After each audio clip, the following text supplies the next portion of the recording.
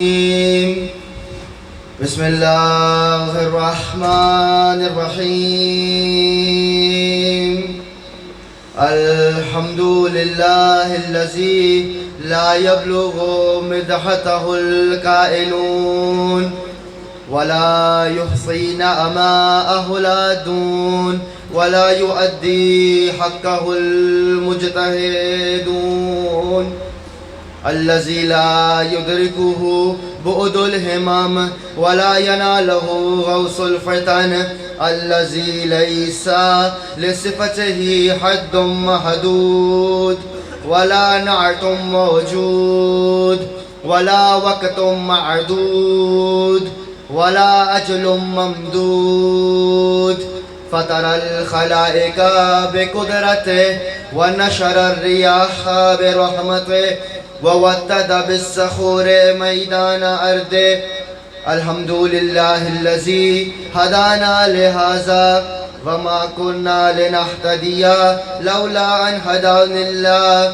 لقد جاءت رسول ربنا بالحق والصلاة والسلام وتحية والكرام على أشرف الأنبياء والمرسلين وخاتم النبيين حبيبنا وحبيب إله العالمين السراج المنير البشير النذير ورسول الثقلين صاحب قاب قوسين نبي المشرقين والمغربين جد الحسن والحسين المبشر المطهر المذكر المدبر العبد المؤيد والرسول المسدد المصطفى الأمجد المحمود الأحمد أعني بالقاسم محمد.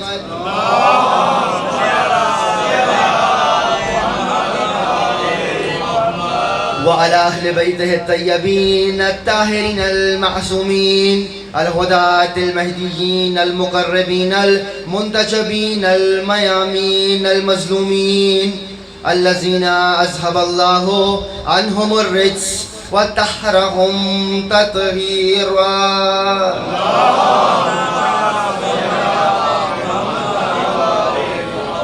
واللعنة الدائمة على أعدائهم وغاصبي حقوقهم أجمعين من يوم عداوتهم إلى قيام يوم الدين. أما بعد فقد قال الله وتبارك وتعالى في كلامه الأعلى وكتابه المبين والمتين والحسين وهو أصدق القائلين وقوله الحق. بسم الله الرحمن الرحيم.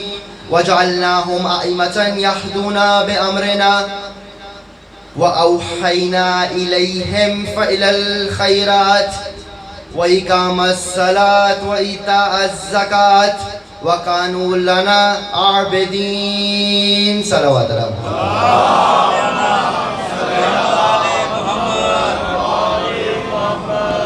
رحم الله من قرأ الفاتحة.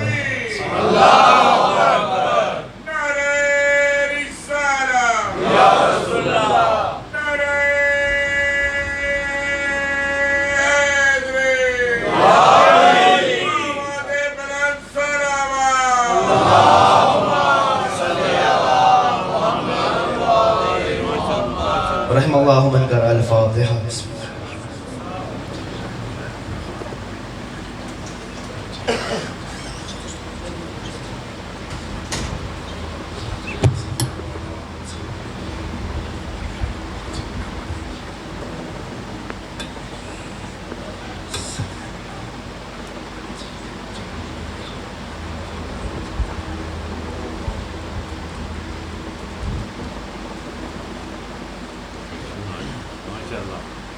صلوات علی محمد و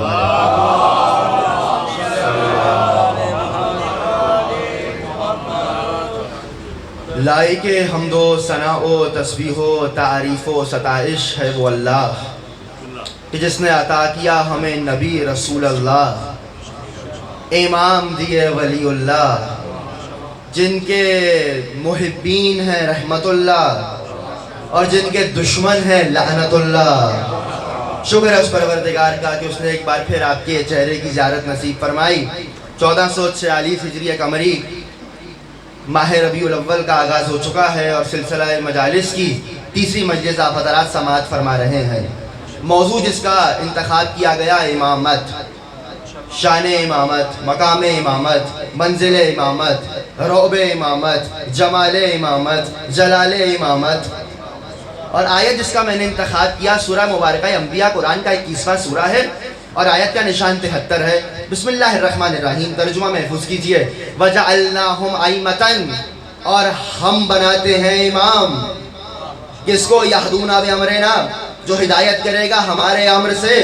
وَأَوْحَيْنَا إِلَيْهِمْ فَإِلَى الْخَيْرَاتِ، اور ہم اس پہ کار خیر کی وحی کریں گے۔ وَإِقَامَ الصَّلَاةِ وَإِيتَاءَ الزَّكَاةِ، وہ نماز قائم کرے گا، زکوٰۃ دے گا۔ وَكَانُوا لَنَا عَابِدِينَ، اور وہ تو ہمارے بڑے پرانے عبادت گزار ہیں۔ تو امام تو کوئی ایسا ہو جو نماز قائم کرے، زکوٰۃ دے، کوئی ایسا تو ہو جو یہ دونوں کام ایک جگہ پہ ہی کر دے۔ اور بھائی جا کے دیکھیے کوئی اور نہیں ملے گا، وہی ملے گا جس کو اللہ نے امام بنایا۔ سب نے لکھا اللہ کو یہ ادا اتنی پسند آئی کہ اللہ نے الگ سے آیت اتار دی۔ بسم اللہ الرحمن الرحیم، انما ولیکم اللہ ورسولہ والذین آمنوا الذین یقیمون الصلاۃ ویؤتون الزکاۃ وہم راکعون۔ کہنے لگا تمہارا ولی تو بس اللہ ہے اور اس کا رسول ہے، اور مومنوں میں سے وہ کہ جو نماز پڑھے، نماز قائم کرے اور حالت رکوع میں زکوٰۃ دے دے۔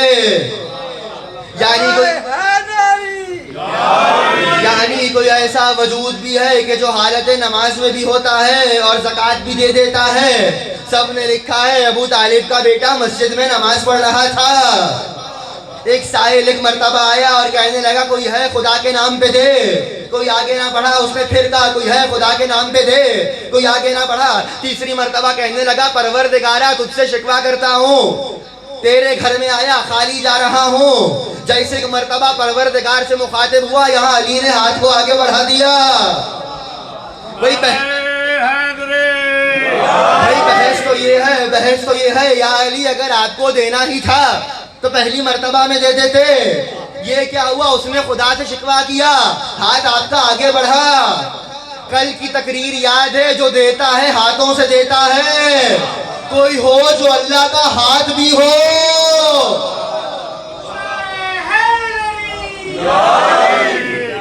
امام تو کوئی ایسا ہو کہ جو نماز قائم کرے، زکوٰۃ دے، ہمارا پرانا عبادت گزار ہے۔ اور کون ہے جس کو امام ہم نے بنایا ہے؟ اوحینا، ہم نے اس پہ وحی کی ہے۔ اور گفتگو کل یہاں پہ پیش کی تھی کہ پروردگار نے آپ کو خلق صرف ایک مقصد سے کیا ہے، معرفت پروردگار، اور معرفت پروردگار کا لازمہ ہے معرفت امام۔ اگر معرفت امام نہیں ہوگی تو معرفت پروردگار نہیں ہو سکتی۔ کل بھی میں نے کہا تھا، آج ایک اور مثال دے کر کے بات واضح کر رہا ہوں ورنہ میرا مدعا روشن ہے۔ بھائی دیکھیے، جب حقیقت ایسی ہو کہ جو سمجھ سے، تحمل سے، برداشت سے بالا ہو تو قانون عقل ہے اس کے لیے مظہر بناؤ اور مظہر دیکھ کے اس حقیقت کو سمجھو۔ حقیقت کیا ہے؟ معرفت پروردگار۔ اتنی بڑی حقیقت کہ حدیث معصوم لا تفکروا فی ذات اللہ، خبردار اللہ کی ذات میں تفکر نہ کرنا، ہلاک ہو جاؤ گے۔ وہ اتنی بلند حقیقت ہے کہ نبیوں کو بھی غش آ گئے۔ اور جب آپ کو اس پروردگار کی معرفت حاصل کرنا ہے تو مظہر تو ماننا ہوگا۔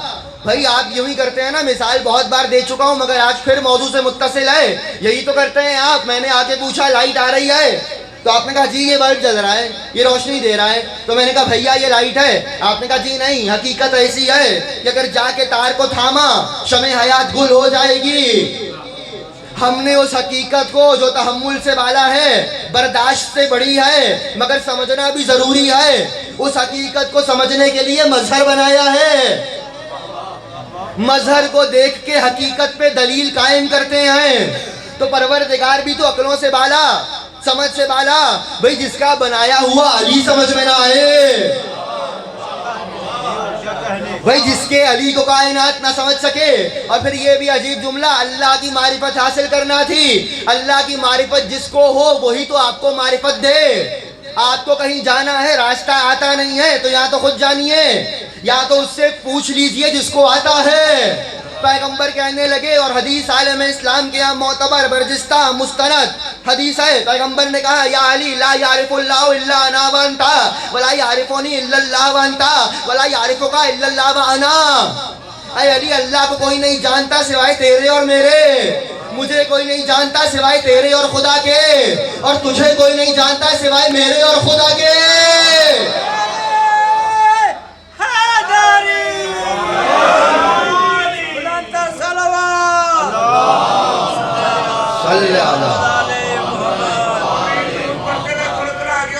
بھائی صلوات پڑھتے ہیں, میرے قریب آ جائیے. اللہم صلی علی محمد وآل محمد وعجل صلی علی.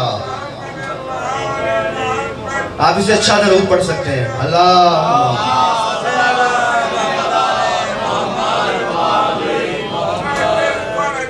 ایک اور درود پڑھیے محمد وآل محمد.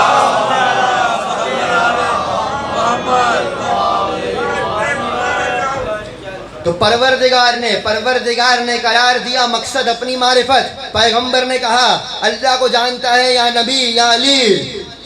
حدیث پیغمبر ہے یا علی لا یعرف اللہ الا انت, ہے علی اللہ کو سوائے تیرے اور میرے کوئی جانتا نہیں.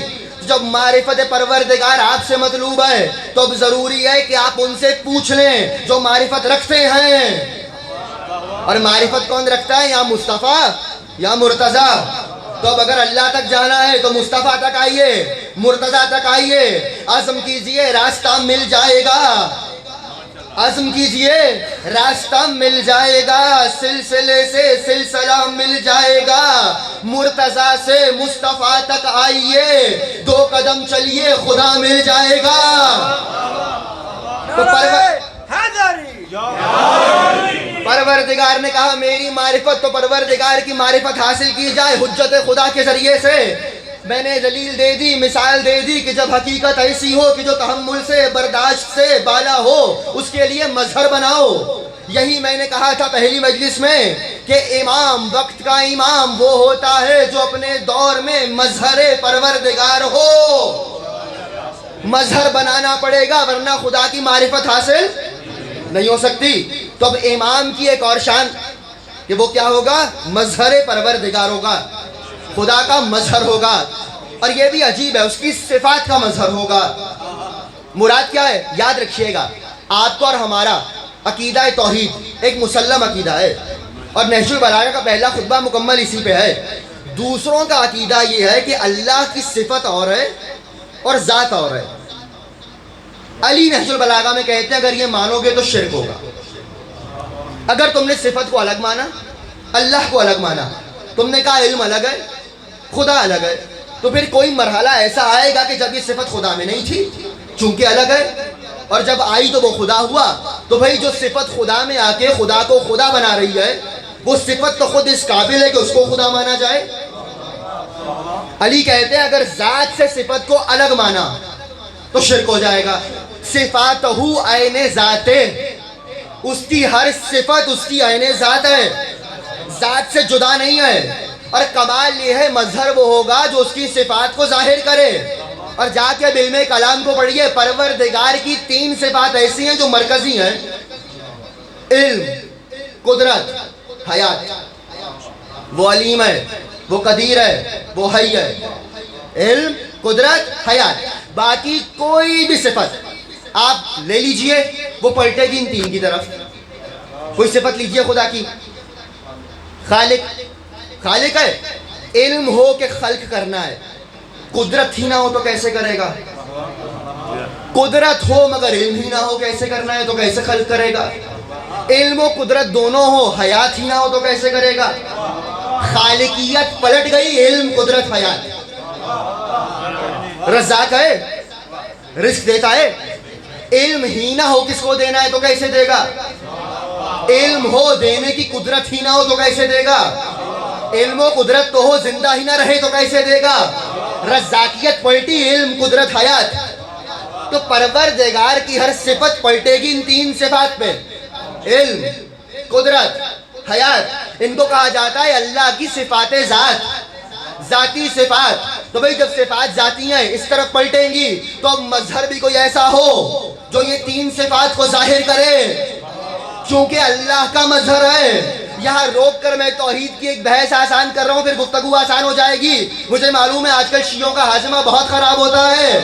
بھئی اللہ جب سے ہے علم رکھتا ہے، قدرت رکھتا ہے، حیات رکھتا ہے، مظہر کی کیا شان ہوگی؟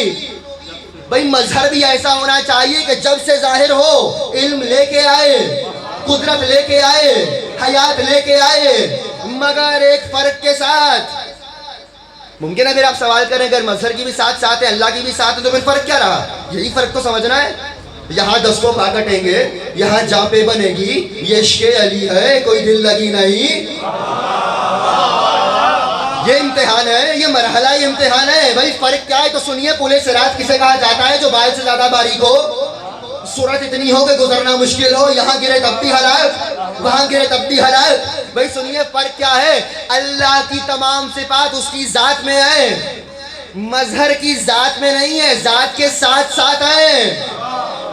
میں مثال دے کے آسان کرتا ہوں. سورج نکلا، روشنی آئی. روشنی اپنی حقیقت میں الگ ہے، سورج اپنی حقیقت میں الگ ہے. مگر اگر سورج چلا جائے گا روشنی چلی جائے گی. یہ دونوں الگ ہوتے ہوئے، ایک دوسرے کے ساتھ ہوتے ہوئے الگ الگ ہیں. آگ الگ ہے، جلانا الگ ہے، مگر اگر آگ نہیں ہوگی تو جلے گا نہیں. یہ حقیقتیں الگ ہیں مگر ساتھ ساتھ ہیں. اسی طرح مظہر کے ساتھ ساتھ ہے صفت، اور اللہ کے ساتھ نہیں ہے، ذات میں ہے. یوں نہ سمجھ آئے تو بھائی وہ اپنی صفات کا مالک ہے، ان کو عطا کی ہے. جب یہ فرق پہنچ گیا کہ مظہر کیسا ہوگا تو اب وہ علم دکھائے، قدرت دکھائے، حیات دکھائے. کب سے دکھائے؟ جب سے وہ آئے. 40 سال کے بعد بیٹیوں سے پوچھ کے مسئلہ نہ بتائے.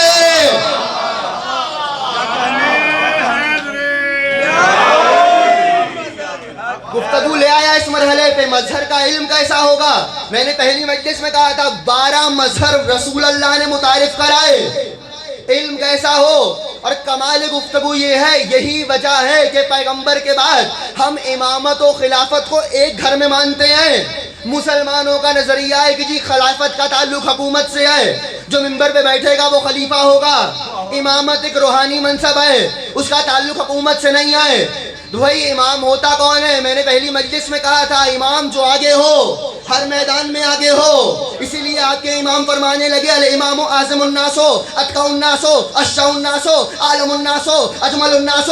امام مخلوقات میں سب سے عالم، سب سے شجاع، سب سے سخی، سب سے خوبصورت، سب سے عابد ہوتا ہے.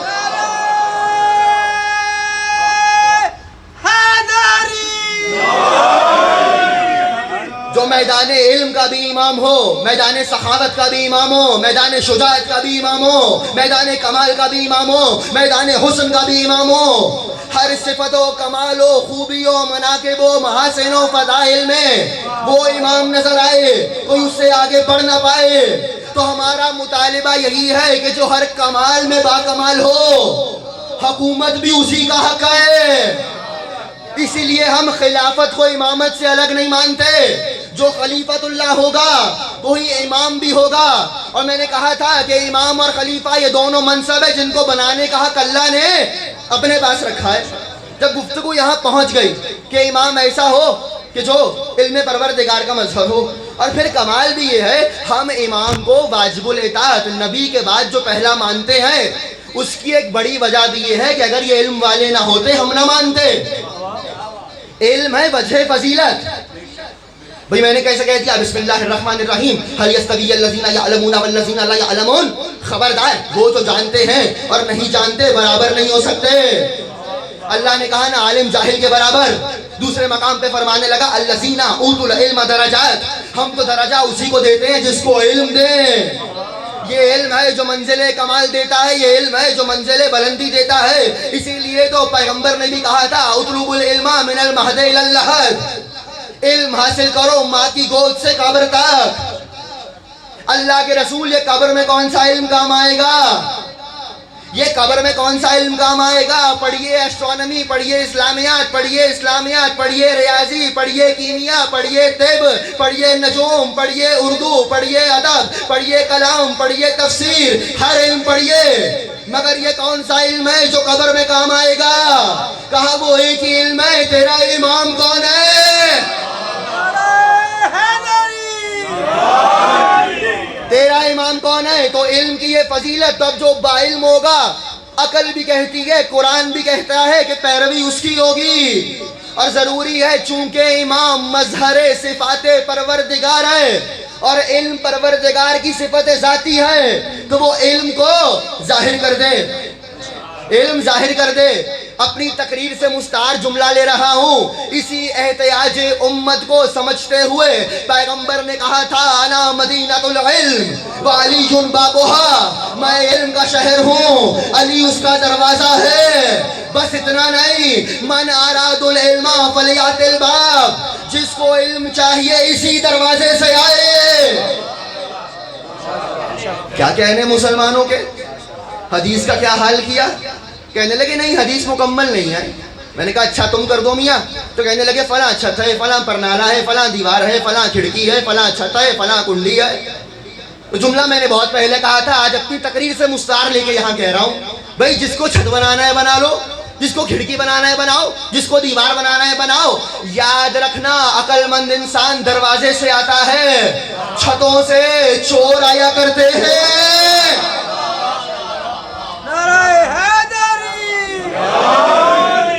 صلوات بھی پڑھیے محمد وآل محمد.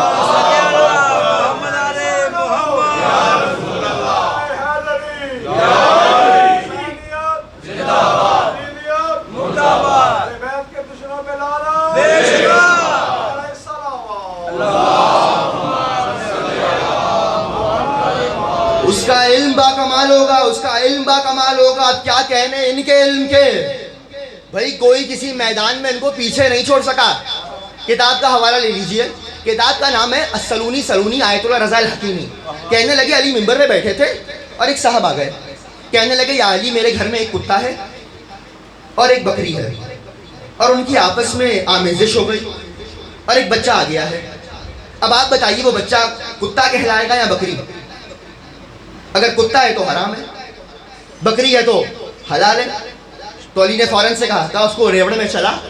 اگر ریوڑ کے ساتھ ساتھ چلے تو بکری ہے، پیچھے پیچھے چلے تو کتا ہے. کہا یا علی میں نے کر کے دیکھ لیا، کبھی ریوڑ میں چلتا ہے کبھی پیچھے چلتا ہے. کہا اچھا اس کے آگے گھاس بھی رکھ دے، گوشت بھی رکھ دے. گھاس کھا لے تو بکری ہے، گوشت کھا لے تو کتا ہے. کہا یا علی کر کے دیکھ لیا، کبھی گوشت کھاتا ہے کبھی گھاس کھا لیتا ہے.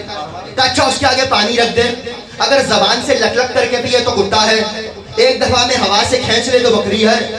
یا علی میں نے کر کے دیکھ لیا، کبھی ہوا سے کھینچ لیتا ہے کبھی زبان سے پی لیتا ہے. کہ اچھا اس کے بیٹھنے کا انداز دیکھ، اگر پاؤں سمیٹ کے بیٹھے تو بکری ہے، پاؤں کھول کے بیٹھے تو کتا ہے. کہ یا علی میں نے کر کے دیکھ لیا، کبھی سمیٹ کے بیٹھتا ہے کبھی کھول کے بیٹھتا ہے. ایک مرتبہ علی مسکرائے اور کہنے لگے ذبح کر دے، اگر انتنیاں نکل آئی تو کتا ہے، اوجڑی نکل آئی تو بکری ہے. اب علی کو کہہ نہیں سکتا تھا کر کے دیکھ لیا ہے. یہ علم علی کا کمال ہے. کیسا بھی سوال ہو، کیسی بھی بات ہو، یہی تو مسئلہ تھا. عالم اسلام کو سمجھا رہا ہوں، امام وہ ہوگا جو علم پروردگار کو ظاہر کرے گا. اسی لیے تو عالم اسلام کو بڑا مسئلہ تھا. تو کہنے لگے ایک روز یا علی ہر سوال کا جواب جھٹ سے دے دیتے ہیں. سوچا کیجئے، علی کا بھی سوچ بھی لیا کیجئے، ہر سوال کا جواب جھٹ سے دیتے ہیں آپ. تو علی نے ایک مرتبہ کہا تیرے ہاتھ میں انگلیاں کتنی ہیں؟ کہنے لگا 5. کہا تو نے سوچا نہیں، جھٹ سے جواب دے دیا. کہا یا علی مجھے سوچنے کی ضرورت نہیں ہے، ہر وقت میرے سامنے رہتی ہیں. کہا جیسے تیرے سامنے تیری انگلیاں رہتی ہیں، میرے سامنے کائنات رہتی ہے.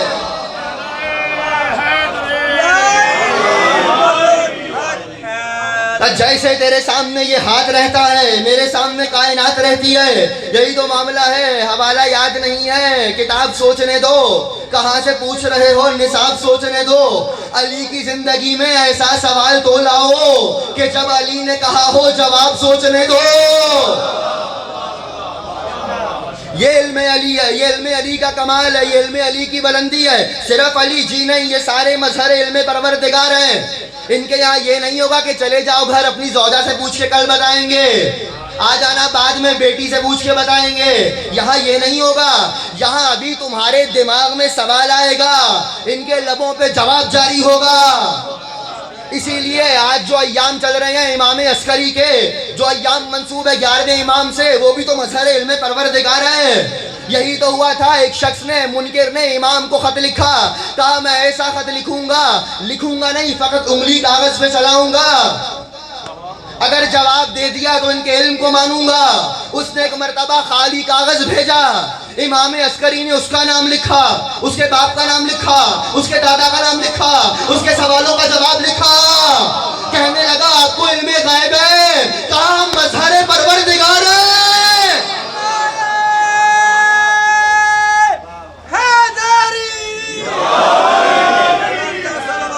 آپ کو علم غیب ہے، اسی طرح امام پہ بات کر پاؤں گا عزیزان تو بھئی علم پروردگار دکھائیں گے نا۔ جائیں تاریخیں پڑھیے، امام عسکری کے دور میں جو ایک بڑا فتنہ اٹھا تھا وہ یہی تھا، اسحاق کا فتنہ۔ اسحاق نامی شخص یہ بات ثابت کرتا تھا کہ قرآن میں تناقض ہے۔ کیا مطلب؟ کہ قرآن کی ایک آیت دوسری آیت کے خلاف ہے۔ اس نے یہ بات ثابت کر دی، کس طرح؟ کہنے لگا دیکھو قرآن نے کہیں کہا رب المشرق و رب المغرب، وہ اللہ جو مشرق کا رب ہے مغرب کا رب ہے، کہیں پہ کہا رب المشرقین و رب المغربین، وہ اللہ جو دو مشرقوں کا رب ہے دو مغربوں کا رب ہے، تو کہیں کہنے لگا رب المشارق و رب المغارب، وہ اللہ جو بہت سے مشرقوں کا رب ہے بہت سے مغربوں کا رب ہے۔ تو یہاں تو ایک مشرق ہوگا یا دو مشرق ہوں گے یا بہت سے مشرق ہوں گے، اللہ ایک بات کرے۔ قرآن کی آیتوں میں اختلاف ہے، لوگ اس کی ماننے لگے۔ جب قرآن پہ مصیبت آئی تو وارث قرآن یاد آیا۔ ایک مرتبہ 11ویں امام کی بارگاہ میں حاضر ہوئے، کہا مولا وہ یہ کہتا ہے۔ امام نے کہا جاؤ اور جا کے اس کو جواب دے دو، میرا نام مت لینا، جا کے بس یہ بات کر دینا۔ کہا وہ کہتا ہے قرآن نے کہا ایک مشرق ایک مغرب، دو مشرق دو مغرب، بہت سے مشرق بہت سے مغرب، تو بات تو ایک ہونی چاہیے۔ کہا جب اللہ کہتا ہے رب المشرق و رب المغرب، ایک مشرق ایک مغرب، اس سے مراد تمہارے دن کا مشرق مغرب ہے؟ ایک مشرق سے سورج نکلتا ہے، ایک مغرب میں جا کے ڈوب جاتا ہے۔ اگر اللہ کہے گا رب المشرقین و رب المغربین الشتاء والصیف، اس سے مراد ہے سردی و گرمی کے مشرق و مغرب۔ کہا یعنی کیا؟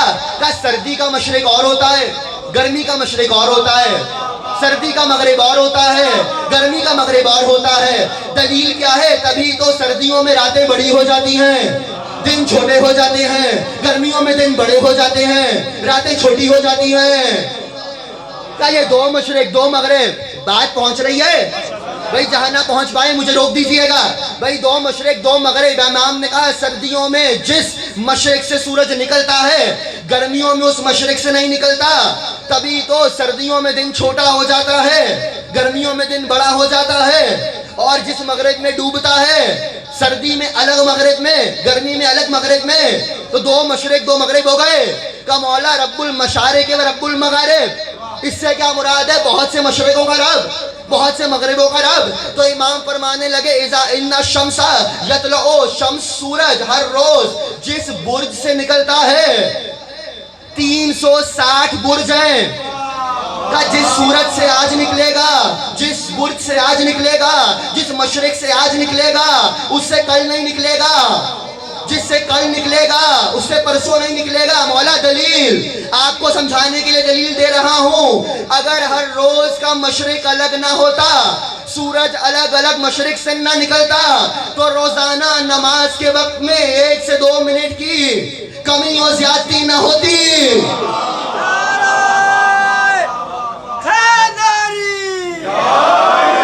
یہ کمی و زیادتی دلیل ہے روزانہ کی، کہ روزانہ سورج ایک ہی مشرق سے نہیں نکل رہا، تو جب ایک ہی مشرق سے نہیں نکل رہا تو ایک ہی مغرب میں ڈوبے گا کیسے؟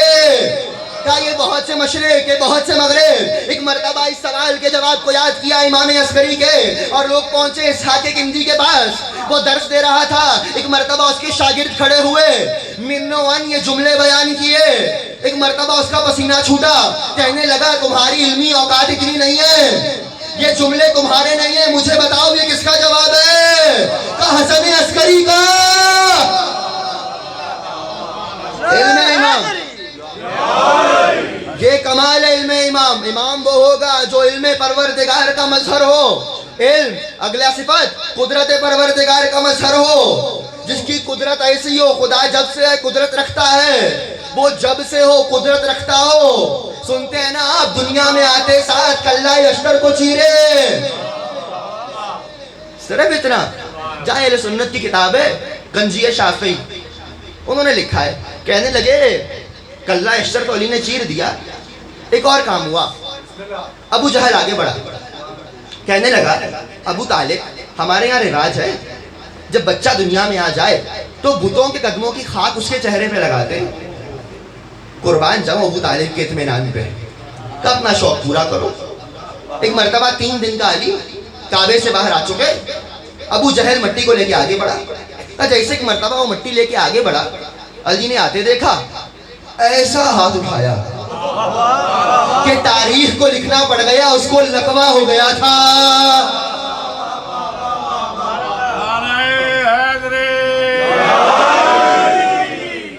تاریخ کو لکھنا پڑ گیا کہ جناب کو لقمہ ہو گیا تھا. یہ قدرت ہے ہاتھ میں علی کے، کوئی بعد میں نہیں آئی. مظہر پروردگار ہے. جو بھی مظہر ہوگا جب آئے گا قدرت دکھائے گا، قدرت کا اظہار کرے گا. اس کی قدرت عالمین پر محیط ہوگی. اب بات آ گئی تو علی کی قدرت پہ کیا کیا دلیل دوں. خیبر آپ سنے بیٹھے ہیں، خندق آپ سنے بیٹھے ہیں، احد آپ سنے بیٹھے ہیں، بدر آپ سنے بیٹھے ہیں. چلے میں ایک جنگ آج سنا ہی دیتا ہوں، میرے دل سے بہت قریب ہے. قدرت سنیے معصوم کی کتنی ہے. 8 ہجری ہے، 8 ہجری ہے. اور ایک مرتبہ شام کے قریب ایک علاقہ ہے وادی یابس، وہاں سے 12,000 لشکر تیار ہوا. 12,000 کا. انہوں نے زنجیریں لیں، تلواریں لیں، اور اتنی زنجیریں لیں کہ اس غزوے کا نام ہے غزوہ ذات السلاسل. سلاسل سلسال کی جمع ہے، زنجیروں والا غزوہ. اتنی زنجیریں لا رہے تھے کہ نام ہی پڑ گیا زنجیروں والا غزوہ. ابھی 12,000 ایک مرتبہ تیار ہوئے اور ایک دوسرے سے کہنے لگے ہم وعدہ کرتے ہیں نہ بھاگیں گے، نہ میدان چھوڑیں گے، نہ تلوار چھوڑیں گے. کافر تھے مگر بھگوڑے نہیں تھے. کافر تھے مگر بھگوڑے نہیں تھے. ایک مرتبہ انہوں نے وعدہ کیا، 12,000 کا لشکر لیا، زنجیروں کو لیا. کہا کیوں؟ کہ ہم مدینے جائیں گے، مسلمانوں کے رسول کو گرفتار کریں گے، زنجیروں سے جکڑ کے لائیں گے. یہاں سے ایک مرتبہ قافلہ چلا. 8 ہجری کا آخر ہے. قافلہ مدینے کے باہر آیا. انہوں نے ایک شخص کو معین کیا، کہا جاؤ مدینے میں جاؤ اور پیغمبر کو خبر دے دو. جیسے ایک مرتبہ وہ شخص آیا، نبی مسجد میں تھے، اس کو دوری روکا، کہا رک جا تو کافر ہے، اندر مت آنا. کہا کیوں آئے ہو؟ کہا آپ کو گرفتار کرنے آئے ہیں. 12,000 کا لشکر آ چکا ہے. رات کا وقت تھا. کہا یا تو گرفتاری دے دیجئے یا جواب دے دیجئے. پیغمبر نے کہا میں لشکر بھیج رہا ہوں، انتظار کرو. اب 12,000 کا لشکر مدینے کے باہر آ چکا ہے تو پیغمبر نے 4,000 کا لشکر بنایا اور ایک صاحب کو معین کیا. اب کیا ہی نام لوں. ان کو کہا جناب آئیے آپ جائیے. ان کا دل بڑا نرم تھا، بڑی جلدی رو پڑتے تھے. تو بھائی ہوا کیا؟ کہا آپ جائیے جناب. تو وہ جناب آگے آگے چلے. کہا ایک بات یاد رکھو، بھاگ کے واپس مت آنا. تو ایک مرتبہ پیغمبر نے بھیجا، وہ جیسے ہی گئے، اتنا لشکر، اتنا اسلحہ، اتنی بڑی فوج، جس قدم پہ گئے اس سے جلدی واپس آئے. نبی کو چلا رہا کیا؟ کہا میں نے منع کیا تھا. کہا اللہ کے رسول لشکر بہت بڑا ہے. تو پیغمبر نے ایک اور صاحب کو کہا آپ لے جائیے. ان کو ویسے ہی غصہ بہت آتا تھا، بات بات پہ تلوار نکل آتی تھی. ایک مرتبہ آگے آگے چلے، 4,000 کا لشکر ساتھ چلا. وہ گئے، انہوں نے دیکھا، بھاگ کے واپس آ گئے. بھائی یہ بھاگ دوڑ صرف خیبر میں نہیں ہوئی. موقع نہیں ورنہ کہتا آپ تو پریشان ہو جاتے ہیں. یہ بھاگ دوڑ صرف خیبر میں نہیں ہوئی، جاتے تھے بھاگ کے واپس آتے تھے. ایک مرتبہ جب دوسرے صاحب بھاگ کے آئے تو پیغمبر کو جلال آ گیا. کہنے لگے اینا اخی علی، میرا بھائی علی کہاں ہے؟ کہا لبیک یا رسول اللہ، یا رسول اللہ یہاں پہ ہوں. کہا یا علی جائیے.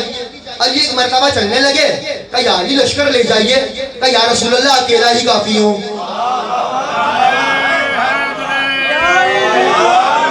کہا یا رسول اللہ اکیلا ہی کافی ہوں، اکیلا ہی کافی ہوں، کہا یا علی نہیں لشکر لے جائیے۔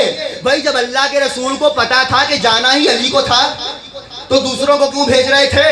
دوسروں کو بھیج کے بتا رہے تھے کل یہ مت کہنا کہ ہمارے بڑوں کو موقع نہیں ملا، موقع سب کو دیا، علی جیسا کوئی تھا نہیں۔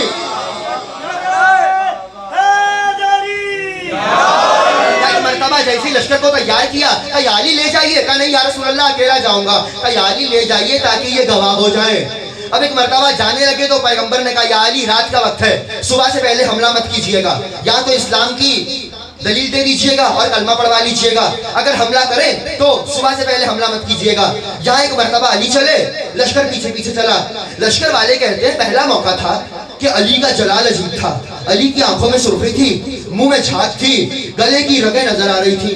ہم نے کہا یا علی کیا بات ہے، ایسے آپ کو کبھی نہیں دیکھا، کہا سنتے نہیں ہو میرے ہوتے ہوئے رسول خدا کو گرفتار کرنے آئے ہیں، کہا مجھ سے برداشت نہیں ہو رہا۔ ایک مرتبہ جیسے ہی لشکر کے سامنے پہنچے، لوگوں نے دیکھا ابو طالب کا بیٹا آ چکا، وہاں نبی مسجد میں تھے، علی صبح کا انتظار کر رہے ہیں۔ جیسے ہی 12,000 کے لشکر پہ صبح کی سفیدی نمودار ہوئی، وہاں نبی نے فجر کی نماز پڑھی، جہاں علی نے فجر کی نماز پڑھی، علی نے فجر کی نماز کو مکمل کیا۔ ایک مرتبہ علی نے صبح میں میدان پہ حملہ کیا، وہاں نبی نماز پڑھ رہے تھے، صحابہ کہتے ہیں عجیب ہوا، نبی نے سورہ الحمد ختم کی، اس کے بعد ایک مرتبہ کہنے لگے بسم اللہ الرحمن الرحیم والعادیات ضبحا فالموریات قدحا فالمغیرات صبحا وبصرنا به اسقا۔ ایک مرتبہ نبی نے کہا قسم گھوڑے کی اور اس کی ٹاپوں کی، قسم گھوڑے کی اور اس کے سانس لینے کی، قسم گھوڑے کی جب اس کی چنگاریاں اٹھیں، قسم گھوڑے کی جب وہ صبح حملہ کر دے۔ ایک مرتبہ نماز تمام ہوئی، ہم نے کہا اللہ کے رسول یہ کیا تھا، کہا نیا سورہ آ گیا، جبرائیل نے کہا نماز میں ہی پڑھیے، علی نے حملہ کیا، اللہ نے آیت اتاری، تم کہتے ہو علی قرآن سے دکھا دو، ہم تو علی کے گھوڑے کی سم سے نکلی ہوئی چنگاری بھی قرآن سے دکھا سکتے ہیں۔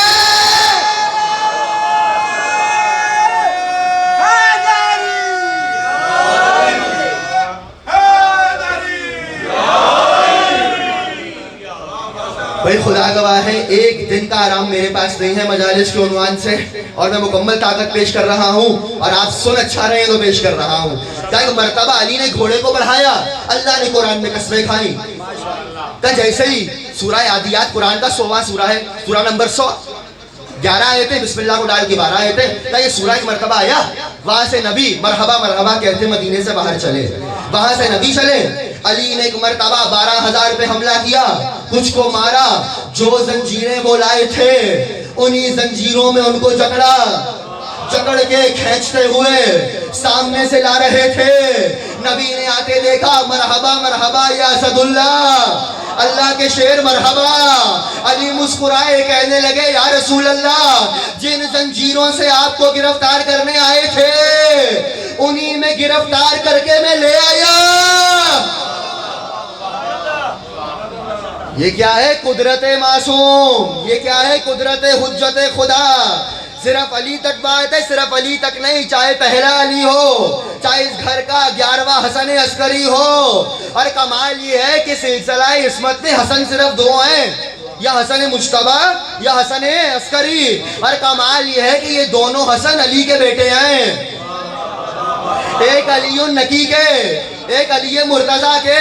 تو کیسے ممکن ہے جب پہلا علی مظہر ہو اس کی ایسی قدرت ہو تو آخری علی کی ایسی نہ ہو؟ اور یہ بھی عجیب ہے، اب اس امام کی بھی قدرت سن لیجئے، خدا کی قسم اللہ کے قرآن کی ایک آیت محتاج تفسیر رہ جاتی اگر سیدہ کا یہ بیٹا نہ ہوتا۔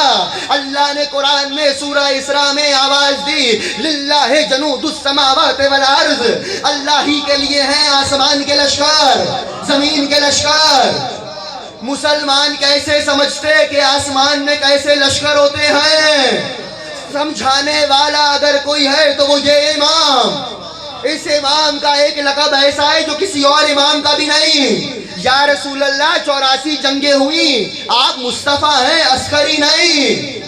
اے علی ہر جنگ میں فاتح ہوئے، آپ مرتضیٰ ہیں عسکری نہیں۔ ان میں عسکری کوئی ہوا تو فقط ایک، عسکر کہتے ہیں فوج کو، عسکری کہتے ہیں فوج والے کو۔ قدرت معصوم سمجھا رہا ہوں کہ معصوم قدرت پروردگار کا مظہر ہوتا ہے۔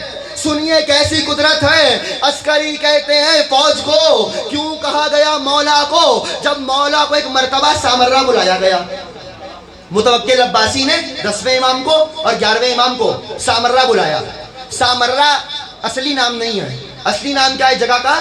سر مرعا، سر مرعا، سر سرور آئے من، اس کو رعا جو دیکھے۔ عباسیوں نے اتنا خوبصورت بنایا تھا اس شہر کو، سامرہ کو، کہ نام تھا سر مرعا، جو دیکھے اس کو سرور آئے۔ بچوں کے لیے آسان کر دوں، one would be pleased if he'll see، ٹھیک ہے؟ اگر وہ دیکھے گا تو اس کو سکون آئے گا۔ سر مرعا، سرور آئے اس کو جو دیکھے۔ سر مرعا بگڑ کے ہو گیا سامرہ۔ تو ایک مرتبہ جب سامرہ میں بلایا گیا امام کو، 10ویں امام کو اور 11ویں امام کو، تو جس محلے میں روکا گیا وہاں اس کا لشکر بہت زیادہ تھا اور اس کا نام تھا محلہ عسکر۔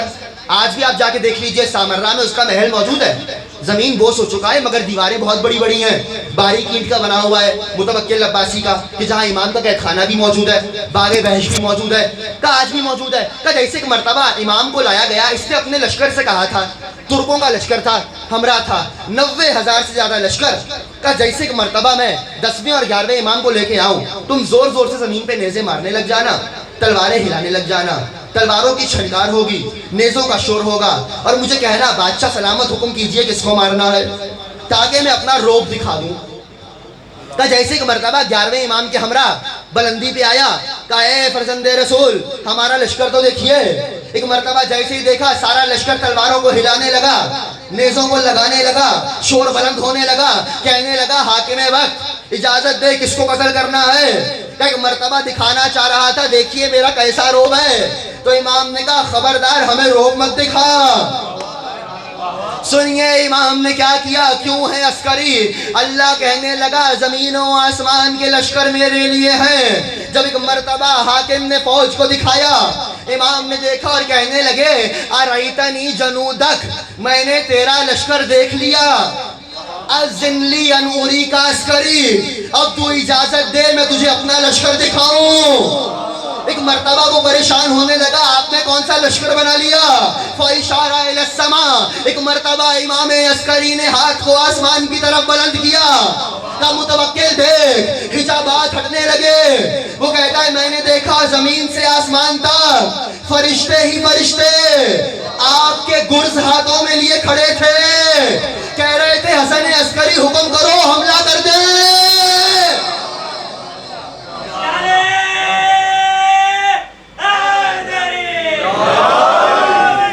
حسن عسکری حکم کرو حملہ کر دیں۔ کہا یہ تیرا لشکر وہ میرا لشکر، ہاں پستیوں والوں کے لشکر بھی زمین والے ہوتے ہیں، عرش والوں کے لشکر بھی عرش سے آتے ہیں۔ یہ وہ موقع تھا کہ جب امام کا لقب پڑ گیا عسکری لشکر والا، متوکل بے ہوش ہو گیا کہ ان کے پاس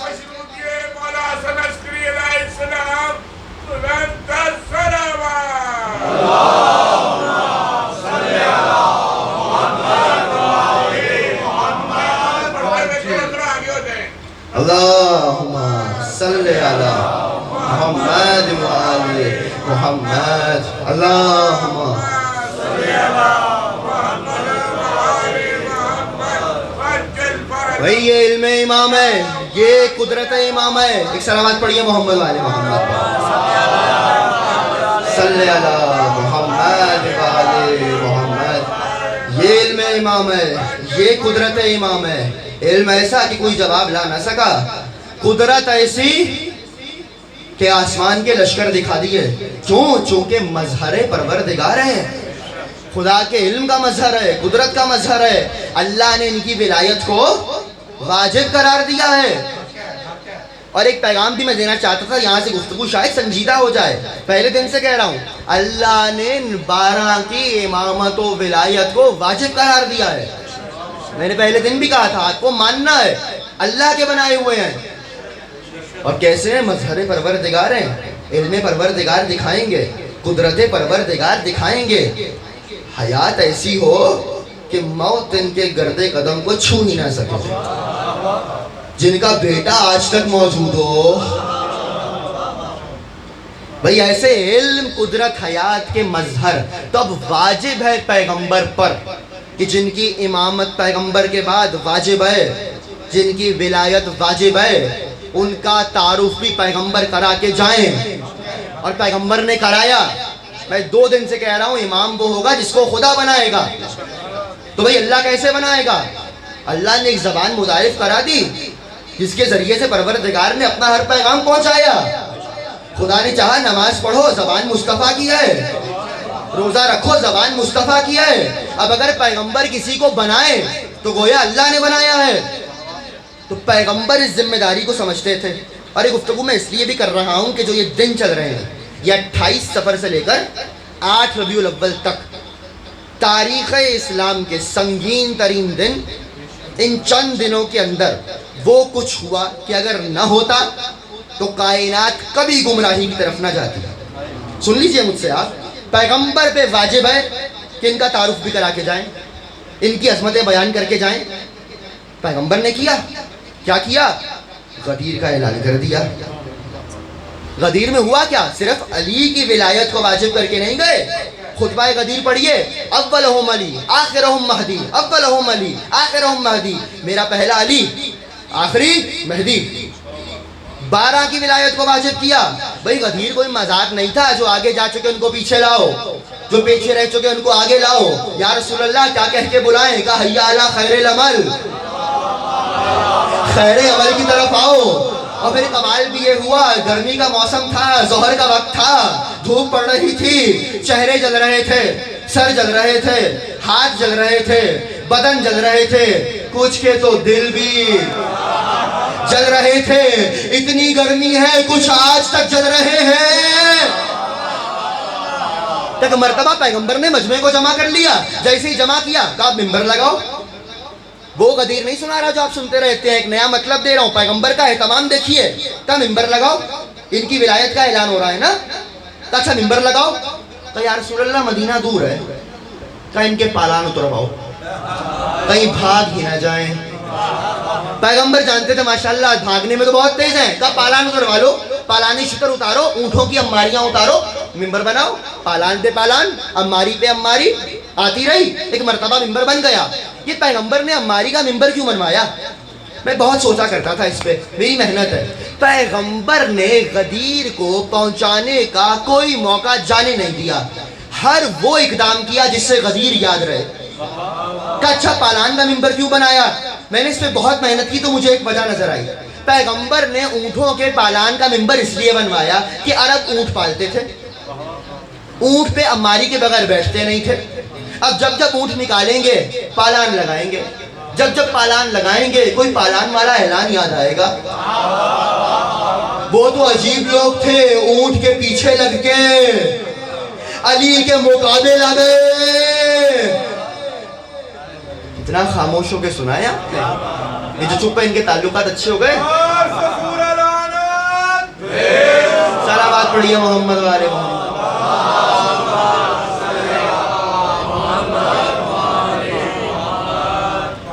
ہمارے استاد کہتے تھے خاموشی 2 باتوں کی علامت ہے، یا تو سو رہے ہیں یا تو سوچ رہے ہیں۔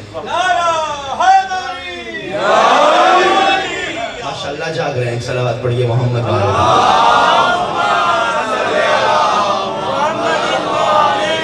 اب ایک مرتبہ پیغمبر نے ممبر کو لگوا لیا اور پھر پیغمبر کا جملہ ہے اس خطبے کے اندر۔ غدیر پہنچے پالان شدر کا ممبر، کہنے لگے فَلْيَبْلِغْ الْحَاضِرَ وَالْغَائِبَ وَالْوَالِدُ إِلَىٰ وَلَدٍ، میں واجب کرتا ہوں ہر حاضر پہ کہ غائب تک پہنچائے، ہر والد پہ کہ بیٹے تک پہنچائے۔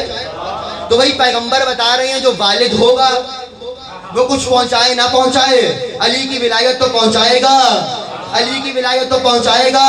تو اب جو والد اپنے بیٹے کو بیٹا سمجھتا ہوگا ولایت پہنچائے گا. اب اگر کسی بیٹے تک نہ پہنچے تو جا کے اماں سے پوچھے. بھئی تبھی تو کہا گیا علی کے دشمنوں کے شجرے مت دیکھنا. نام تو مل جائیں گے, ولدیت میں ملٹیپل چوائس آ جائے گی.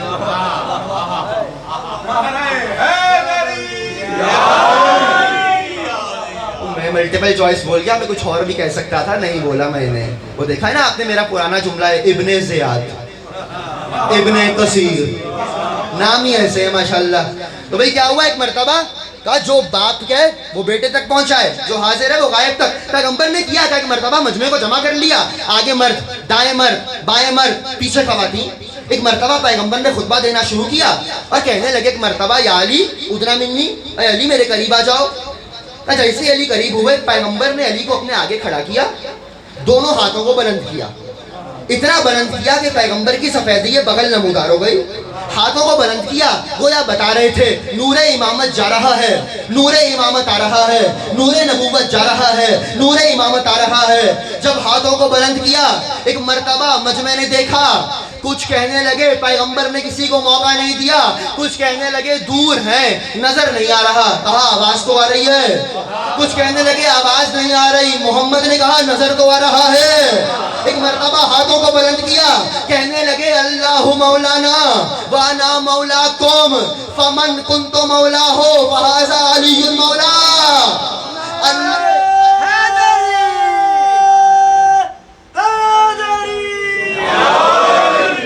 اللہ میرا مولا ہے, میں تمہارا مولا ہوں. فمن کنت مولا ہو فہذا علی مولا, جس کا میں مولا اس کا یہ علی مولا.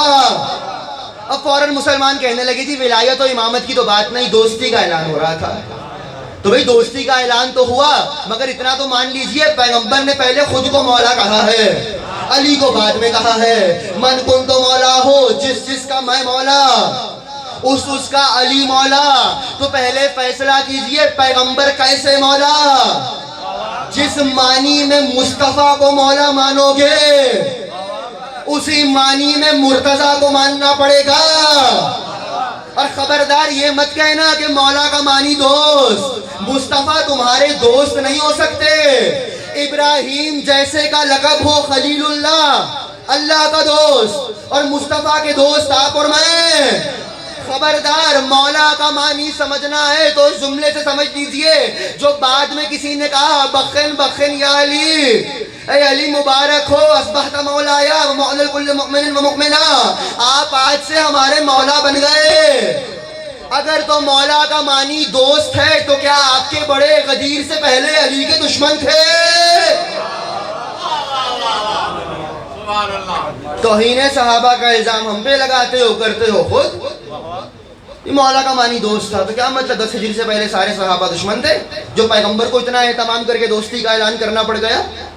اچھا میں تو سب چھوڑ رہا ہوں, میں تو ایک منزل دینا چاہ رہا ہوں. ہوا یہی تھا, ایک صحابہ آ گئے, میں نے کیا کہا پیغمبر اہتمام کریں گے, پیغمبر نے اہتمام کیا, پالان کا ممبر غدیر پہنچے.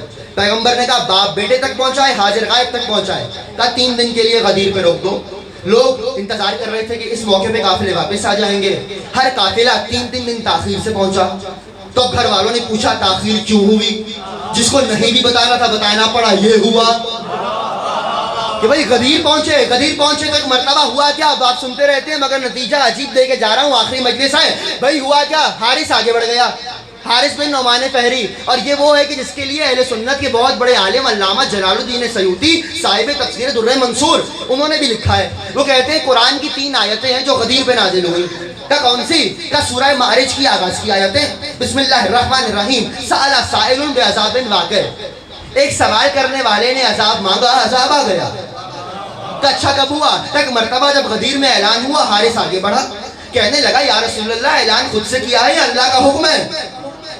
کہا ہم اللہ کے حکم کے بغیر بولتے ہی نہیں ہیں. ایک مرتبہ آگے بڑھا, کہنے لگا اگر اللہ کی جانب سے نہیں آپ نے کہا ہے تو مجھ پہ عذاب آ جائے. علی کا دشمن عذاب ہی مانگتا ہے. ایک مرتبہ کہنے لگا عذاب آ جائے. روایت کا جملہ, ایک مرتبہ چند قدم لیے آگے بڑھا, آسمان سے پتھر آیا, 2 نیم ہو کے گرا, عذاب آ گیا. علی کے دشمن پہ پتھر کا عذاب آیا. چند دن پہلے مسلمان حج پہ تھے, وہاں 3 بڑے بڑے اللہ کے بھی دشمن کھڑے تھے, بڑے بڑے 3 اللہ کے دشمن. کہا اچھا ان کو بھی مارنا ہے. کہا کیسے مارو؟ گا پتھر اٹھاؤ. اللہ نے جو عذاب اپنے دشمنوں کو دیا وہی عذاب علی کے دشمنوں کو دیا. اور کمال یہ گفتگو تو آگے لے کے جا رہا ہوں, حارث پہ عذاب آیا, اللہ نے قرآن میں آیت رکھی, مگر ہم کیا کریں, قرآن کہہ رہا ہے عذاب آیا, مگر وہی قرآن چیخ چیخ کے کہہ رہا ہے ما یعذبہم انت فیہم, اے مصطفیٰ ان پہ تب تک عذاب نہیں آئے گا جب تک آپ ان کے درمیان آئیں. پروردگارہ مشاہدے کو جھٹلائیں آیت کو, تو کہہ رہا ہے مصطفیٰ کے ہوتے عذاب نہیں آئے گا, اور آنکھیں دیکھ رہی ہیں مصطفیٰ کھڑے تھے, حارث پہ آ گیا. عذاب آنا بتا رہا ہے کہ محمد کے ہوتے عذاب نہیں آئے گا, مگر اگر دشمن علی کا ہوگا تو مصطفیٰ کا بھی پاس نہیں رکھا جائے گا. جملہ تو اب کہہ رہا ہوں, جاگ جائیے گا. حارث نبی کے پاس کھڑا تھا, عذاب آ گیا. علی کا دشمن محمد کے پاس بھی ہو, پاس بھی ہو, پاس بھی ہو, عذاب آ جاتا ہے.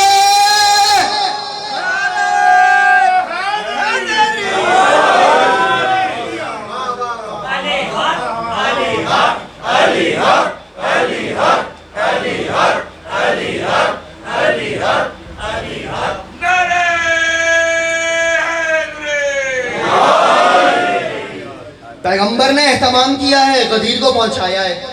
آج میری آخری مجلس اگر 5 سے 10 دقیقے زیادہ لے جاؤں تو برداشت کر لیں گے, سن لیں گے؟ بھائی دعا چاہیے, مومنوں کی بد دعا نہیں چاہیے. سنیں گے؟ آپ کی سلوات بتائیں گے.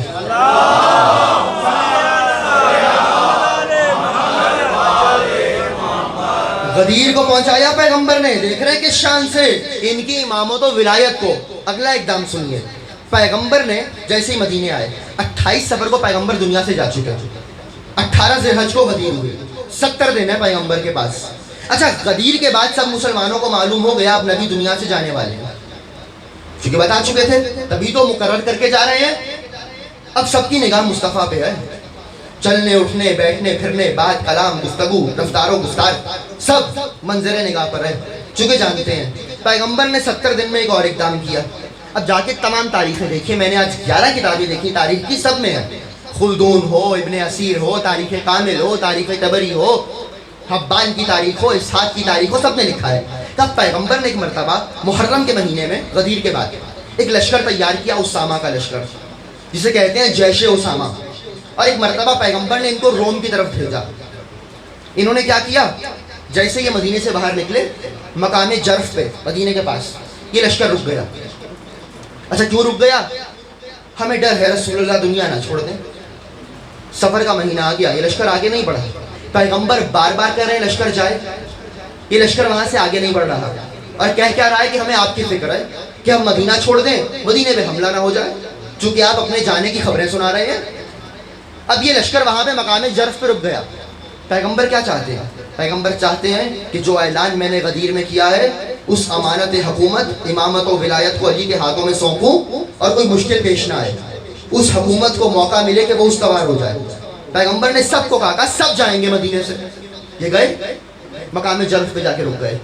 اتنا ستایا پیغمبر کو, بار بار مدینے آتے تھے, بار بار مدینے کے اندر آتے تھے, کہ پیغمبر نے 23 یا 24 سفر کی تاریخ پہ منبر پہ آئے. پیغمبر کی شہادت ہوئی 28 سفر کو, سوموار کا دن تھا.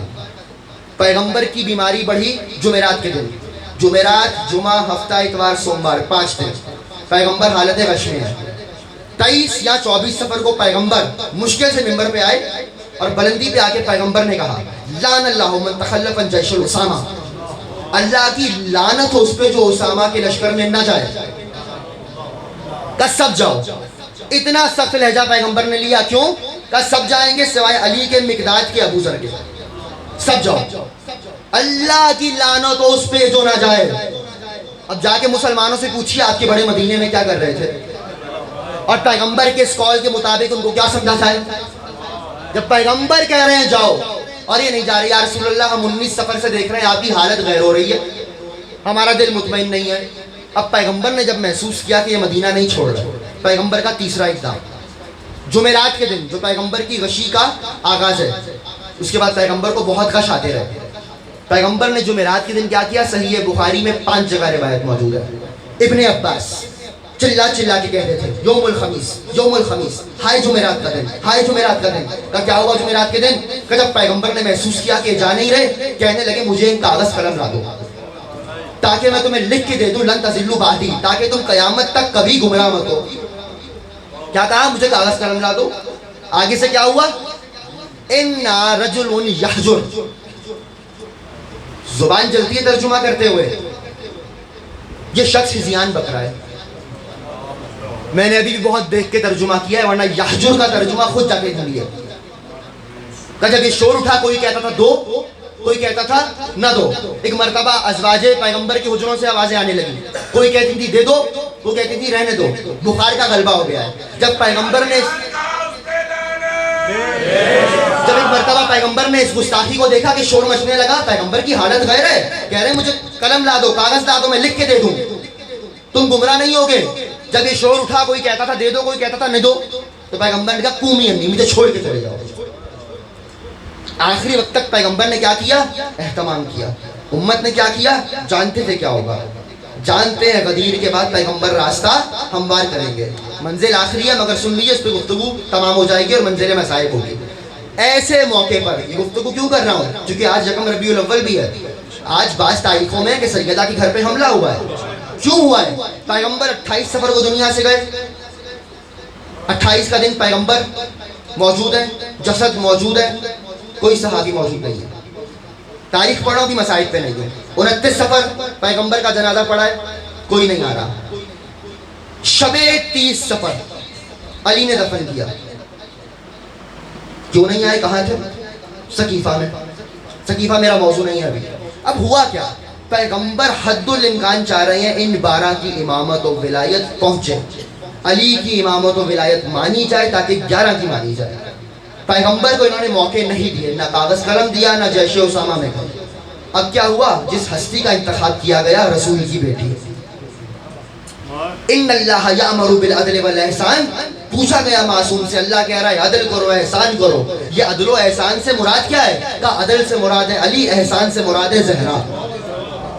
کہا زہرا احسان پروردگار ہیں.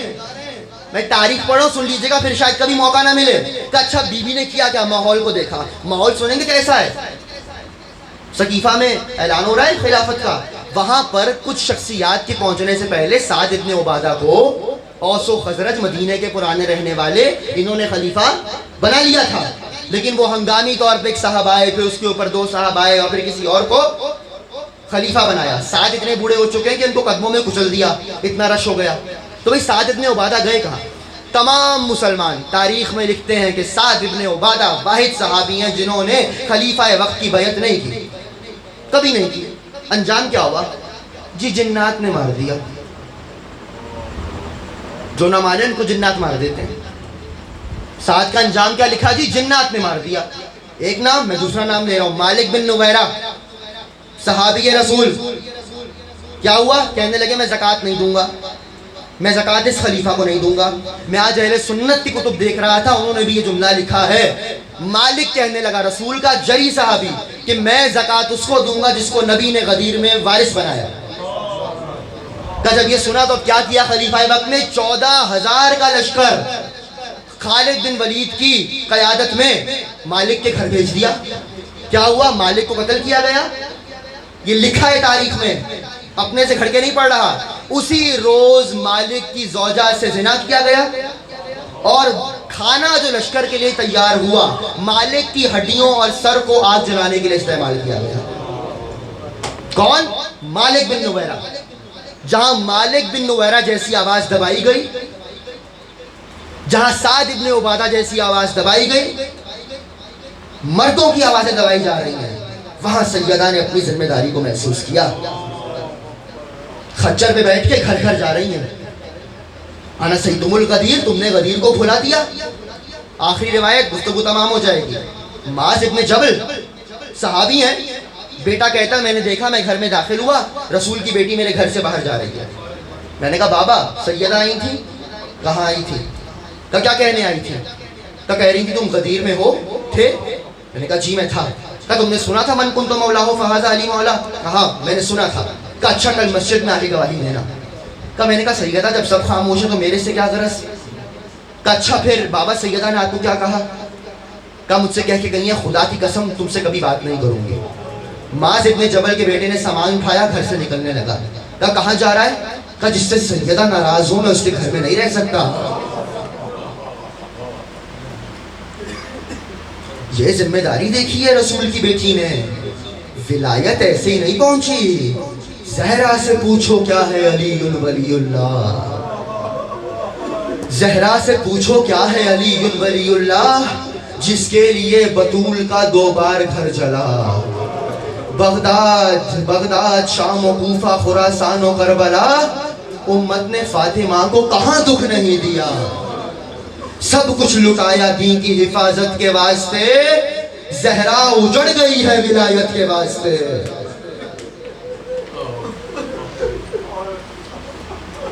زہرا اجڑ گئی ہے ولایت کے واسطے۔ ہر بچہ فاطمہ کے گھر کا ذبح کیا گیا، ہر بچہ کاٹا گیا رسول کے گھر کا۔ کیوں؟ ولایت سے دشمنی، امامت سے دشمنی۔ آج جانتے ہیں نا آپ، آج اسی سلسلہ ولایت کے ایک امام کا ماتم کرنے آئے ہیں آپ۔ چند جملے میں اس امام پہ کہوں گا، مجھے 2 نسبتوں کو پورا کرنا ہے۔ پہلے امام کا ذکر سن لیجئے اور پھر وہ نسبت پوری کروں گا۔ کون؟ سیدہ کے ولی بچے، سیدہ جس نے ولایت بچائی، انہی میں ایک ولی و امام ہے حسن عسکری۔ آج یکم ربیع الاول ہے جب امام کو زہر دیا گیا۔ 8 دن آپ کا امام زہر سے تڑپتا رہا۔ عزاداروں یہ ایسا زہر تھا کہ راوی میں لکھا ہے امام واجب نماز بھی بیٹھ کے پڑھنے لگ گئے۔ اور 5 ربیع الاول کو تو اتنی حالت غیر ہوئی کہ کہنے لگے میرا جگر گھل گیا ہے۔ ایسا زہر دیا امام کے لبوں پہ خون آ گیا۔ عزاداروں جائے تاریخ پڑھیے وہ امام جس کو آخری 3 سال حجرے میں نظر بند کیا گیا، لشکر میں رکھا گیا۔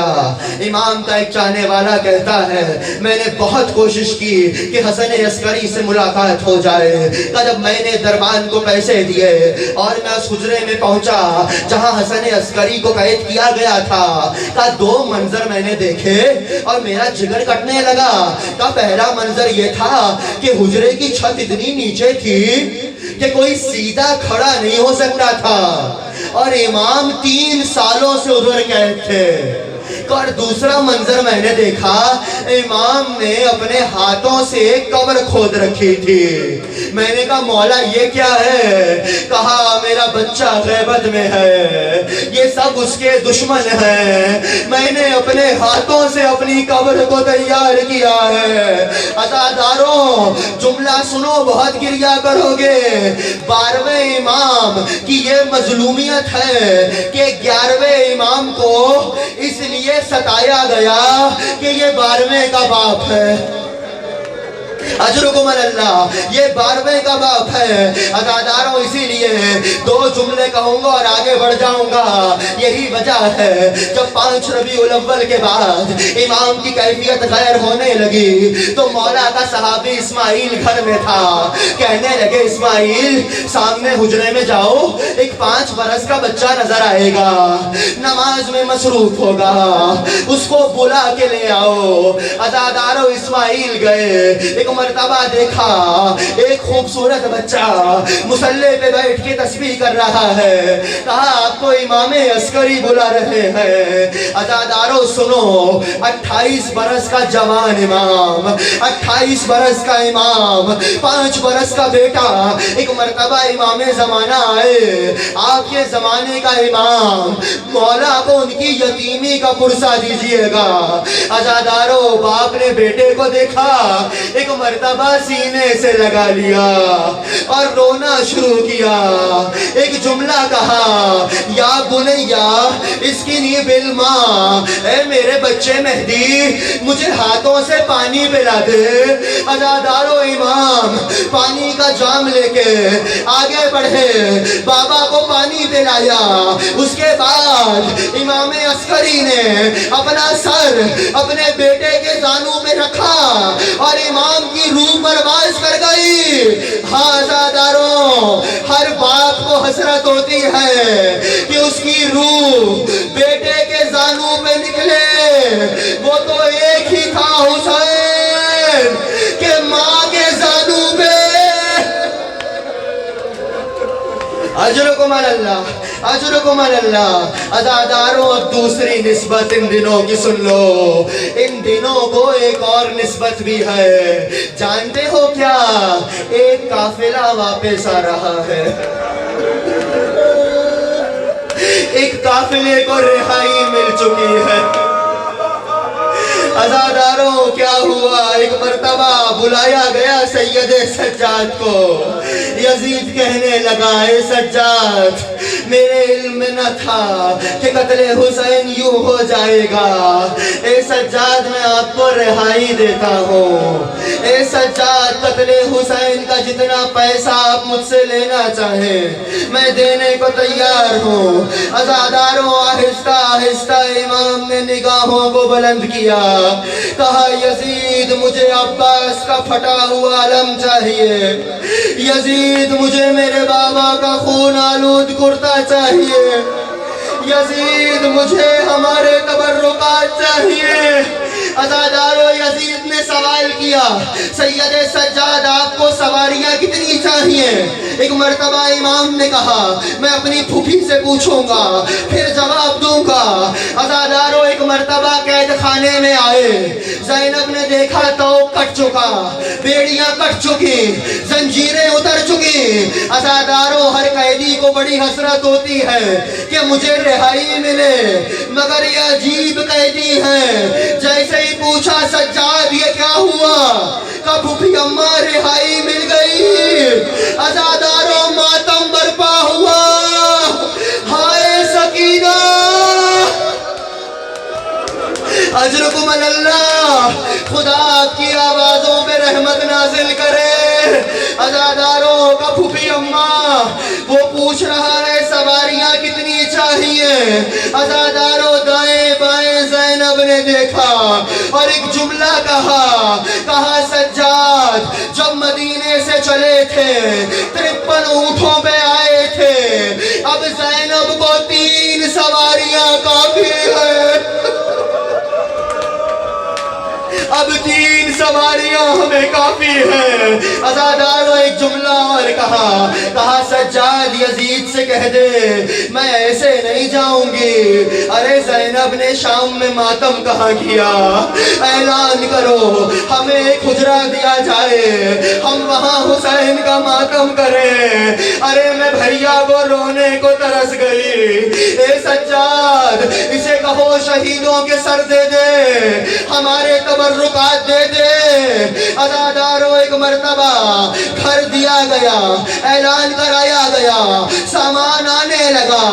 عزاداروں ایک مرتبہ تبرکات کا سامان آیا. بی بی نے ایک گٹھڑی کو کھولا, ایک چادر نکلی. بھابی لیلا آپ کی چادر آ گئی.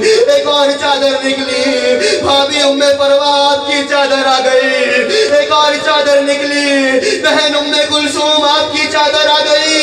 عزاداروں سنو گے, ایک ننھی سی چادر نکلی, ایک ننھی سی چادر نکلی. تڑپ گئی زینب, سجاد سکینہ کی قبر پہ بچھا دو. اجرکم اللہ. تبرکات آنے لگے, پھر وہ مرحلہ آیا سر آنے لگے. پہلا جو سر آیا نا بڑا ننھا سا سر تھا. ایک مرتبہ میرا باپ تڑپ کے اٹھی, آ میرے اصغر آجا, ماں تیرے बगैर जी नहीं सकती। दूसरा जो सर आया उस सर पे घोड़ों की टापों के निशान थे। जनाबे उम्मे परवा तड़प के उठी कासे माजा। तीसरा सर जो आया अली अकबर का आया। उम्मे लैला आगे बढ़ी, कहा ज़ैनब ने ये रोकर संभालो बीवियों चादर, सरे अब्बास आता है। अज़ादारों सरे अब्बास लाया गया। उम्मे कुलसूम आगे बढ़ी, ओ मेरे बाबा गैरतदार, आजा बहन की आगोश में आजा। अज़ादारों हुसैन का सर आया, हर बीबी एहतराम में उठी। वाह हुसैना, वाह मजलूमा, वाह मोहम्मदा। मातम होने लगा। अब वो मौका आया कि सर लाने वालों ने दो नन्हे नन्हे सर लाए और कहा इनकी वारिस कौन है। कोई बीबी आगे न बढ़ी, हर बीबी ने ज़ैनब को देखा। ज़ैनब ने निगाहों को झुका लिया। एक मर्तबा वो कहने लगे, क्या इनकी माँ शामे गरीबा में जल के मर गई। अज़ादारों फिज़्ज़ा से रहा न गया, आगे बढ़ी, कहा लाओ मुझे ला दो, ये मेरी आकाज़ादी के बच्चे हैं। सरों को लिया, ज़ैनब के करीब आई, कहा बीबी ओनो मोहम्मद का मातम नहीं करोगी। कहा माँ फिज़्ज़ा, मैं अली की बेटी हूँ, सदका करके वापस नहीं लूंगी, मैंने भैया पे कुर्बान। अजरुकुम अल्लाह, अजरुकुम अला ज़हरा। बीबी आपका मातम कबूल करे। सुनो अज़ादारों, एक मर्तबा सामान मिला, सवारियां तैयार हुई। अब जो ज़ैनब ने सवारियों को देखा, सवारियों पे रंग बरंगे पर्दे लगे थे। बीबी को चला ला गया, कहा सज्जाद, ज़ैनब इस काबिल कहाँ रही कि अब इनमें बैठे। इजालू अस्मदा, इन पे काले पर्दे डाल दो ताकि जहां जहां से ये गुजरे लोगों को पता चल जाए ज़ैनब भरा घर लुटा के आ रही है। अजरुकुम अल्लाह, कीजिए मातम, कीजिए, ये मातम के दिन है। अज़ादारों, इमाम ने कहा फूफी अम्मा क्या सब बीबियां तैयार हैं? क्या सब तैयार हैं? आपकी माँ रबाब का कुछ नहीं पता। सुबह से उम्मे रबाब नजरों से ओझल है। का मुझे मालूम है मेरी माँ कहाँ है। आगे आगे सज्जाद चले, पीछे पीछे आकाज़ादी चली। अब जो चले एक मर्तबा जिंदान में आए, क्या देखा जैसे बच्चों को माँ लिपटती है, ऐसे जनाबे उम्मे रबाब सकीना की कब्र से लिपटी हुई थी। ए मेरी बच्ची, रिहाई मिल गई, मदीने चलो, सकीना घर चलो। अजरुकुम अल्लाह, वाह हुसैना, ए सकीना घर चलो। अज़ादारों, बड़ी मुश्किल से बच्ची की कब्र से माँ को जुदा किया। अज़ादारों, माँ को जुदा किया। एक मर्तबा काफिला चलने लगा, अभी शाम से बाहर निकलने लगा था कि ज़ैनब ने कहा सज्जाद जरा काफिले को रोको, मैं शाम की औरतों से कुछ कहना चाहती हूँ। एक मर्तबा बीबी ने अम्मारी का पर्दा हटाया, कहा शाम की औरतों, मैं मदीने जा रही हूँ, एक अमानत जिंदाने शाम में छोड़ के जा रही हूँ। अरे मेरी बच्ची को अंधेरे से बड़ा डर लगता है, चराग जलाती रहना, बच्चों को लाती रहना। अज़ादारों, काफिला शाम से चला, करबला आया, चहलुम किया। अब वो मंजर आया कि ज़ैनब वतन को चली। अज़ादारों, जब कोई सफर पे जाता है और मुद्दतों के बाद वतन करीब आ रहा हो, उसकी खुशी में इजाफा होता जाता है। मगर ये अजीब काफिला था, जैसे जैसे वतन करीब आ रहा था, इनकी चीखों की आवाजें बुलंद होती जा रही थी। या शहजादी ने एक मर्तबा एक शहर के दरो दीवार देखे, मौला البلاد من ایو حاصل بلد، یہ کون سا شہر آ گیا، یہ کون سا شہر آ گیا؟ امام نے کہا پھوپھی اماں نانا کا مدینہ آ گیا، پھوپھی اماں نانا کا مدینہ آ گیا۔ عزادارو علماء نے بحث کی ہے زینب کے اس جملے پہ کہ آخر زینب نے یہ کیوں کہا کہ یہ کون سا شہر آ گیا؟ ارے ایک بی بی جو ایک شہر میں پیدا ہوئی، وہی بچپنا گزرا، وہی شادی ہوئی، زینب کے نانا کی قبر مدینے میں، زینب کی ماں کی قبر مدینے میں، کچھ دیر کے لیے اپنے شہر سے گئی اور جب واپس آئی تو شہر کو کیوں نہیں پہچانا؟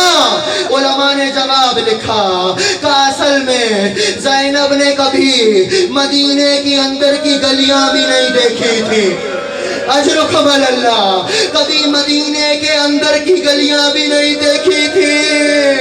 ارے جس بی بی نے اپنا شہر نہ دیکھا ہو، 36 شہروں سے، بازاروں سے، درباروں سے ہو کے آ گئی، اب جو مدینہ نظر آنے لگا، علی کی چھوٹی بیٹی نے مدینے کو دیکھ کے جناب ام کلثوم نے ایک مرثیہ پڑھنا شروع کیا، کہنے لگی مدینہ تو جدنا لا تقبلینا، اے نانا کے شہر مدینے ہمیں قبول نہ کر، ہم تجھ میں آ تو گئے مگر تجھ میں بسنے کے قابل نہیں رہے۔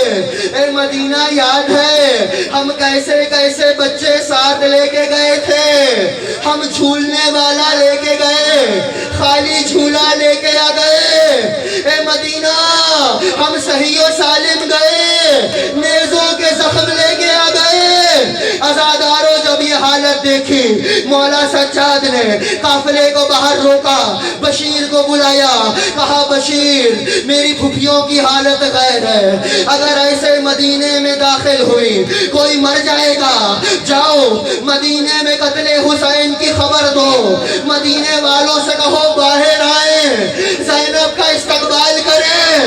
زینب سفر سے آ گئی۔ عزاداروں بشیر مدینے میں داخل ہوئے، مدینے میں جاتے جاتے تھے، کہتے جاتے تھے یا اہل یثرب لا مقام لکم بہا قتل الحسین بکربلا، او مدینے والوں مدینہ رہنے کے قابل نہیں رہا، جانے مدینہ علی کا بیٹا فاطمہ کا لخت جگر کربلا میں مارا گیا، وہ قافلہ لٹ کے آ گیا۔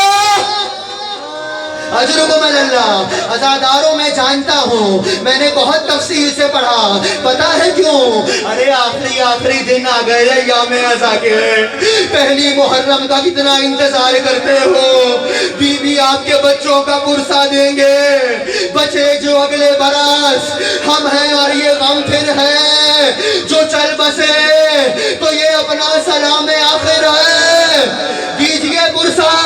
عزاداروں بشیر یہ کہتے ہوئے مدینے میں گیا، بشیر جہاں سے گزرتا تھا مجمع روتے ہوئے، عورتیں روتی ہوئی بشیر کے پیچھے پیچھے آتی تھی، یا بشیر کا گزر محلہ بنی ہاشم سے ہوا، جیسے ہی بشیر نے کہا حسین مارا گیا، ایک بلند قد والی بی بی آگے بڑھی، بشیر کے گھوڑے کو روکا، کہا بشیر یہ کس حسین کی بات کرتا ہے؟ کہا بی بی علی کا بیٹا، زہرا کا بیٹا، محمد کا نواسہ مارا گیا۔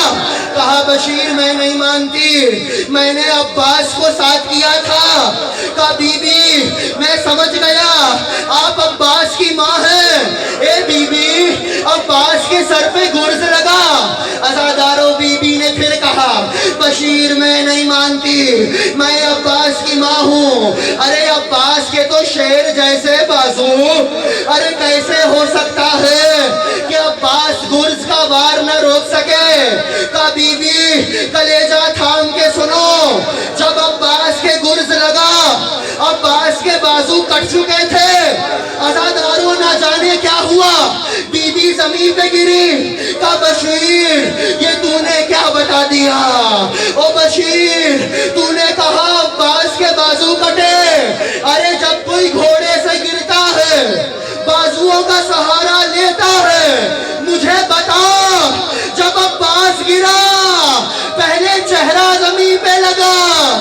یا سینہ عزادارو روتا ہوا مدینہ مدینے سے باہر چلا اب کیا ہوا ایک مرتبہ مدینے کی عورتوں نے آتے ساتھ ایک خیمہ دیکھنا شروع کیا اور ایک سوال کیا سید سجاد کیا شہزادی زینب واپس نہیں آئی عزادارو عجب ہے غم کی یہ تاثیر بتلائی نہیں جاتی وطن والوں سے زینب آج پہچانی نہیں جاتی امام نے کہا وہ کمر خمیدہ بی بی وہ موت کی لٹی ہوئی بی بی وہ ضعیفہ بی بی وہ میری پھوپھی زینب ہے عزادارو مدینے کی عورتیں آگے بڑھی جلدی سے جناب زینب کے ہاتھوں کو چومنا چاہا بی بی نے گھبرا کے چادر میں چھپا لیے مدینے کی عورتیں تڑپ گئیں اے علی کی بیٹی کیا کوئی گستاخی ہو گئی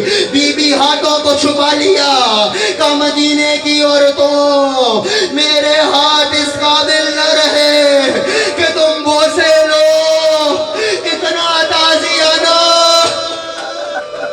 اجرکم اللہ آخری منزل اب گریے کی تیاری کیجئے گا ایک مرتبہ قافلہ مدینے میں لایا گیا جیسے ہی بیویوں نے روضہ نبی کو دیکھا ہر بیوی احترام میں اونٹ کو بٹھانے لگی ناکے سے اترنے لگی مگر مقتل کہتا ہے ایک بیوی نے اونٹ کے بیٹھنے کا انتظار نہیں کیا جیسے ہی نبی کا روضہ نظر آیا زینب اونٹ کی بلندی سے نیچے گری سجاد آگے بڑھے اٹھانا چاہا کہا سید سجاد میں نے بہت چل دیا اب زینب میں چلنے کی ہمت نہیں میں نے بہت خطبے دیے اب مجھ میں کلام کرنے کی ہمت نہیں گھٹنیوں کے بل نانا کے روزے پہ آئی کہا نانا زینب کربلا سے آ گئی اے نانا زینب لٹ کے آ گئی اور سنو کون سا مصائب زینب نے پڑھا کہنے لگی نانا میں نے یزید جیسا ملعون نہیں دیکھا نانا جب میں زنجیروں میں جگڑی ہوئی اس کے سامنے پیش کی گئی نانا وہ شراب کے نشے میں تھا نانا تیرے حسین کا سر اس کے قدموں میں پڑا تھا نانا اس کے ہاتھ میں ایک چھڑی تھی وہ حسین کے لبوں پہ مارتا تھا حسین کے لب پھٹ جاتے تھے نانا وہ حسین کے دانتوں پہ مارتا تھا دانت ٹوٹ جاتے تھے عزادارو کیجئے گا ماتم ایک مرتبہ زینب ماں کی قبر پہ چلی ماں کی قبر پہ چلی عزادارو علماء کہتے ہیں ایک عورت اپنی ماں سے اپنی مصیبت چھپا نہیں سکتی کیجئے گا ماتم ہو گئی مجلس ایک مرتبہ ماں کی قبر پہ گر گئی کہا ماں دربار میں آپ بھی گئی تھی اماں دربار سے میں بھی آ گئی اماں آپ صحابیوں کے مجمع میں گئی اماں زینب شرابیوں کے مجمع سے آئی اماں آپ کے سر پہ چادر تھی اماں زینب بے متناؤ چادر ایک مرتبہ کہنے لگی اماں تجھے تیرے اکبر کا پرسا اماں تجھے تیرے قاسم کا پرسا اماں تجھے تیرے عباس کا پرسا اماں بھری سرکار کربلا میں لٹا کے آئی زینب اور ایک جملہ کہا کہ اماں جب کوئی پردیس سے آتا ہے تحفے لے کے آتا ہے میں بھی تحفہ لائی ہوں ایک مرتبہ سامان کا کھولا ایک خون بھرا کرتا نکالا سیدہ کی قبر پہ بچھایا کہ اماں حسین کا کرتا لے آئی عزاداروں قبر پہ زلزلہ آنے لگا زینب تڑپی کہ اماں برداشت نہیں ہوا اماں آپ نے کرتا دیکھا ہے میں 70 قدم پہ کھڑی تھی جب شمر سینے پہ